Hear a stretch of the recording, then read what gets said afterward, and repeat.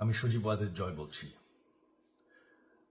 বাংলাদেশে এখন একটি বিশৃঙ্খল পরিস্থিতি চলে।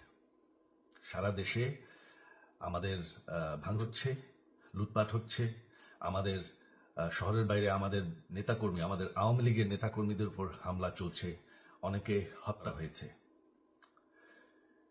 এই পরিস্থিতিতে আমি বলতে চাই, আওয়ামী লীগ হচ্ছে বাংলাদেশের সবথেকে পুরাতন গণতান্ত্রিক সবথেকে বড় দল। আওয়ামী লীগ কিন্তু মরে যায়নি।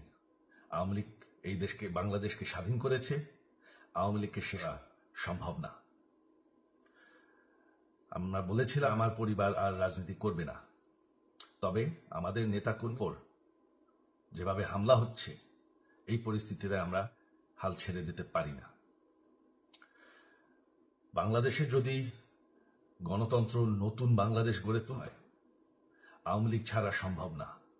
আওয়ামী লীগ হচ্ছে সবচেয়ে বড় দল।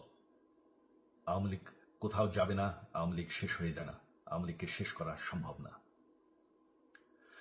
আওয়ামী লীগের নেতাকর্মীদের আমি সবাইকে আহ্বান জানাচ্ছি যে আপনারা সাহস নিয়ে দাঁড়ান, আপনারা একা না, আমরা আছি। বঙ্গবন্ধুর পরিবার কোথাও যায়নি, আমরা আপনাদের সাথে।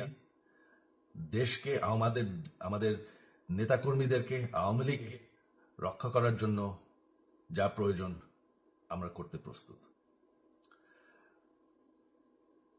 এই যে বর্তমান যারাই আছে ক্ষমতায়, তাদেরকে আমি বলবো যে আমরাও এই গণতান্ত্রিক, শৃঙ্খল, নিরাপদ বাংলাদেশ চাই, জঙ্গিবাদ মুক্ত। তার জন্য আমরা সবার সাথে আলাপ করতে প্রস্তুত। শুধুমাত্র তারা যদি জঙ্গিবাদ এবং ভায়োলেন্স বাদ দেয়। শেখ হাসিনা মরে যাননি, আমরা কোথাও যাইনি। বাংলাদেশ আওয়ামী লীগ ছাড়া গণতন্ত্র, নির্বাচন সম্ভব না।